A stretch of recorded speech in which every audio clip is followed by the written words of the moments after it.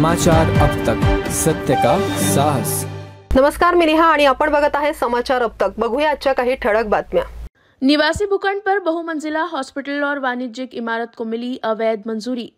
अभियंताओं ने भूखंड का क्षेत्रफल बढ़ाकर बिल्डर को गलत एफएसआई का लाभ दिलाया। विधायक विकास ठाकरे ने 13 अभियंताओं और प्रशासक डॉक्टर अभिजीत चौधरी पर कठोर कार्रवाई की मांग।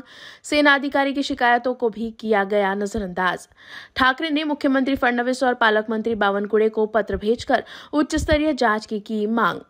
महानगरपालिकेमध्ये ज्या पद्धतीनं घोटाळ्यांची मालिका आहे आणि प्रशासकाचं यावर नियंत्रण नाही आहे हे आपल्या लक्षात येत असेल। आताच एका गरीब माणसाकडनं 22,000 रुपये खोटी टॅक्सची रसीद टाकून धरमपेठ झोन मध्ये वसूल करण्यात आली। हा दलाल धरमपेठ झोन मध्ये बसला होता। 22,000 रुपये त्याच्याकडनं टॅक्स घेतला आणि रसीद पावती खोटी दिली। नंतर माहित झालं की हा धरमपेठ झोनचा माणूसच नाही आहे, हा एजंट होता कोणीतरी। त्या माणसाला तसाच टॅक्स लागून आला, तो तिथे गेला, मग तिथल्या अधिकाऱ्यांनी सांगितलं ते साहेब चालले गेले। तर अशा पद्धतीनं गरीब लोकांना लुटण्याचं काम आता ते भागवत म्हणून कर्नल आहे, ते अहमदाबादला आपल्या कर्तव्यावर रुजू आहेत सैन्यात। ते 27 महिन्यापासून महानगरपालिकेमध्ये हेलटापा घालत आहे, त्या लोकांशी संपर्क साधत आहे।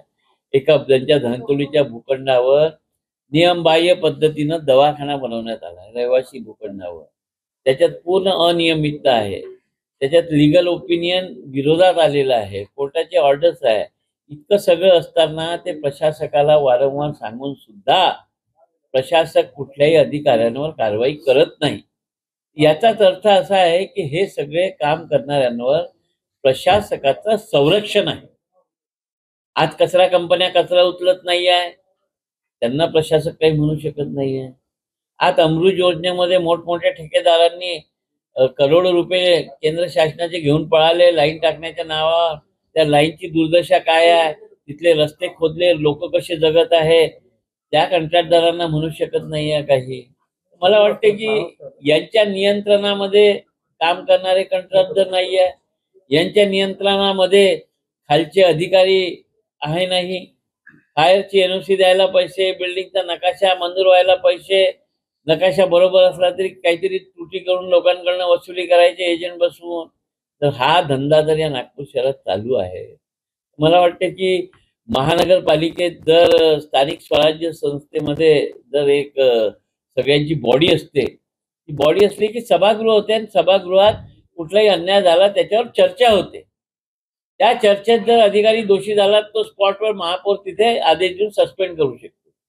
परंतु इथे 27 वर्षापासून महानगरपालिकेत बॉडी नाही आहे आणि याचाच फायदा घेत सगळे अधिकारी हा प्रशासक म्हणून शहरातल्या जनतेला लुटत आहे। शहरातल्या जनतेच्या मूलभूत सुविधा पुरवण्याचे काम रखडून ठेवले आहेत आणि पूर्ण शहर अस्ताव्यस्त केलाय।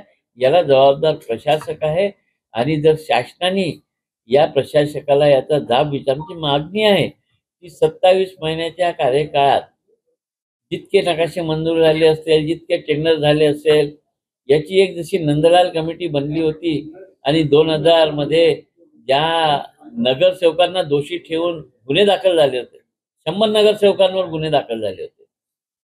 जर मग हे गुन्हेगार असेल तर यांच्यावर का नाही गुन्हा दाखल व्हावा?